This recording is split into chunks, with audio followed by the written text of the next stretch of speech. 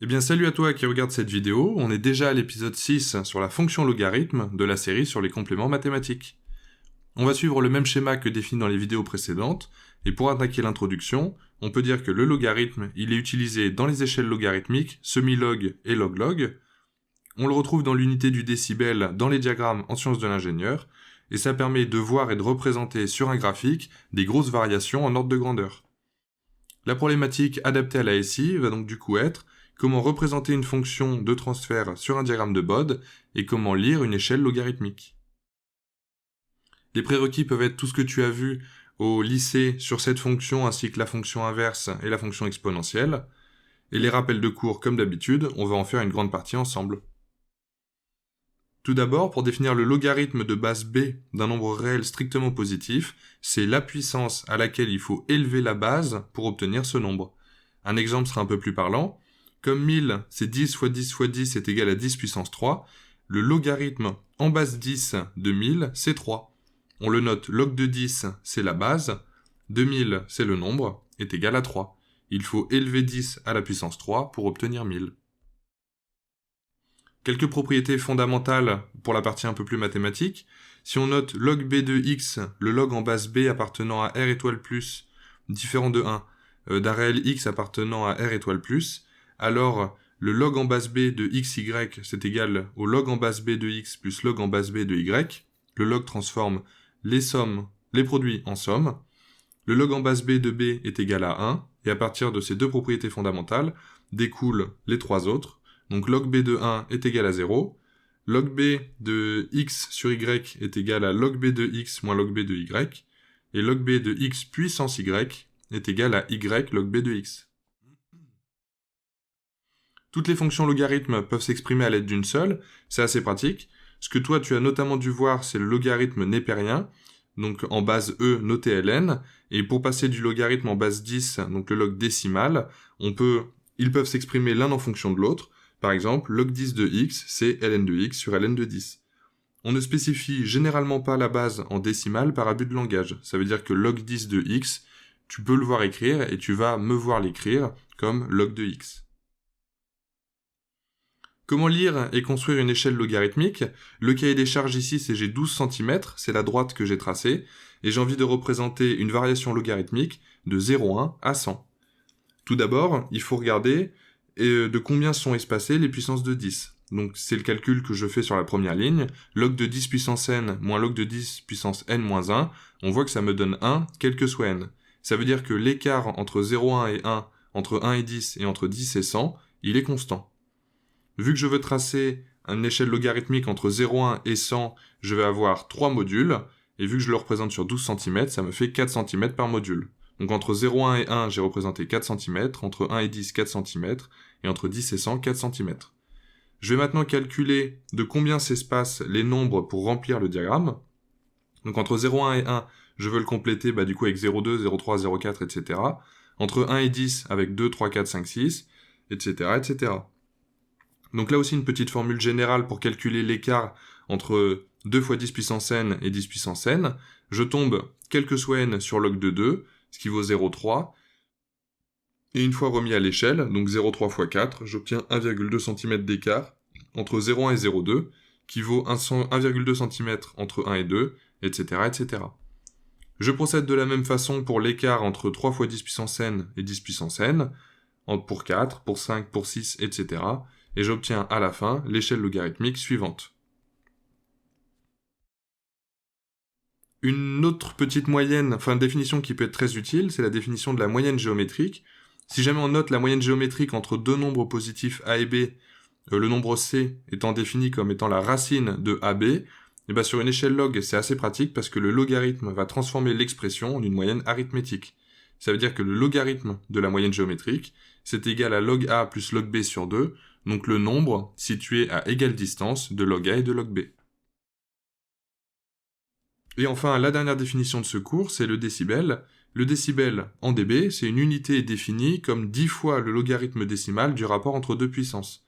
Il a été introduit parce que les puissances peuvent varier énormément, et ça permet de représenter facilement des variations entre les grandeurs d'entrée et de sortie.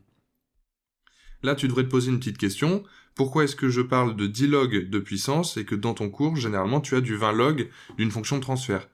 Eh bien, c'est tout simple, c'est parce qu'une grandeur physique proportionnelle à une puissance, c'est une grandeur de puissance, c'est ce qu'on a utilisé dans la définition, et ce que nous, on manipule généralement dans les fonctions de transfert, c'est une grandeur physique dont le carré est proportionnel à une puissance, et on appelle ça une grandeur de champ.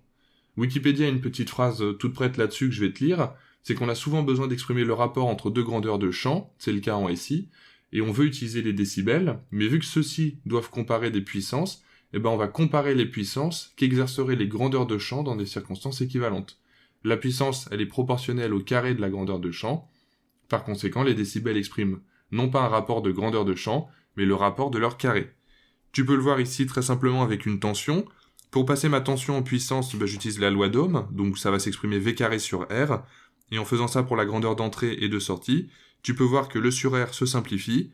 Je suis rendu avec Vs sur Ve au carré. Et par les propriétés du log, le carré passe en facteur, donc le 20 log de Vs sur Ve apparaît. C'est ce qu'on va manipuler et utiliser en SI. On va maintenant résoudre ensemble un problème appliqué aux sciences de l'ingénieur. On nous donne un diagramme de Bode qui est tracé à l'écran. On voit qualitativement et rapidement qu'il s'agit d'un ordre 2. Donc j'ai tracé la fonction à droite, et la question qui nous est posée, c'est identifier toutes les constantes par lecture et à l'aide de la calculatrice. Donc si jamais on procède à l'identification, on va commencer par exemple par le gain statique K. On sait d'après notre cours que la partie de gauche sur le diagramme pour le gain, c'est 20 log de K pour l'asymptote, c'est son équation. Ça veut dire que 20 log de K est égal à quelque chose en décibels, ce quelque chose on le lit à l'écran, on voit ici que c'est 20, donc ça veut dire que 20 log de K est égal à 20. Si jamais je divise par 20 des deux côtés, ça veut dire que log de K est égal à 1, et ça c'est une propriété qu'on a vue ensemble, ça veut dire que K vaut 10. Donc j'ai identifié ma première constante, on va procéder à la deuxième maintenant, par exemple la pulsation propre oméga 0. Oméga 0, c'est assez cool parce qu'on peut la lire graphiquement. On voit ici qu'elle nous est donnée, elle est à cet endroit-là. Donc maintenant, il faut juste regarder comment lire ces diagrammes. Donc pour rappel, ici, on a les puissances de 10, on les repère parce que l'écart entre ces deux valeurs est le plus élevé. Ça veut dire que sur ce trait-là, j'ai une puissance de 10, sur celui-là aussi, etc. Donc maintenant, je lis le graphique. Là, j'ai 10 puissance 0, donc 1. 10 puissance 1, donc 10. 100. 1000, etc. Oméga 0, il tombe pile poil ici. Ça veut dire que entre 1 et 10, pour rappel, on compte de 1 en 1.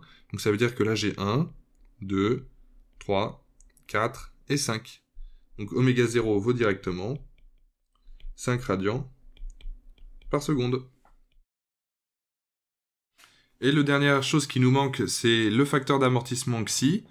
On sait, après une démonstration un peu longue, que vu qu'on a un phénomène de résonance qui apparaît, ça veut dire que xi, il est inférieur ou égal à 1 sur racine de 2. On va utiliser ça pour vérifier la cohérence de notre résultat. Je peux même t'en donner un résultat supplémentaire, c'est que vu que oméga 0 est presque confondu avec oméga r, la pulsation de résonance, ça veut dire que xi, il est même inférieur à 0,2 environ. Donc maintenant, comment le déterminer? Alors vu qu'il ne s'agit pas d'un cours ici sur le tracé des diagrammes de Bode, je vais donner le résultat directement. On sait que le module de la fonction de transfert en oméga 0, il vaut exactement K sur 2 xi, pour un ordre 2 sur amorti. Ça veut dire que si jamais on prend son gain en décibels, donc H de J oméga 0 en dB, donc pour rappel, le passage en dB, c'est 20 log du module. Ça veut dire que je vais avoir du 20 log de K moins 20 log de 2 xi, d'après les propriétés qu'on a vues sur les logs. Je vais passer sur la partie droite pour tracer la suite, ça sera un peu plus simple. Donc ça veut dire que le gain en décibels à cette pulsation-là, il vaut 20 log de K moins 20 log de 2 xi. Donc on va lire ce que vaut le gain. Donc graphiquement, si jamais je me ramène ici, on voit qu'on est entre 20, on est entre 30 et 40, un tout petit peu en dessous, on va prendre 34. Donc ça veut dire que 34 décibels, c'est égal à 20 log de K, moins 20 log de 2 xi. 34 du coup, 20 log de K, on l'avait calculé sur la partie gauche, on a vu que ça valait 20 décibels, donc ça veut dire que 34 est égal à 20 moins 20 log de 2 xi.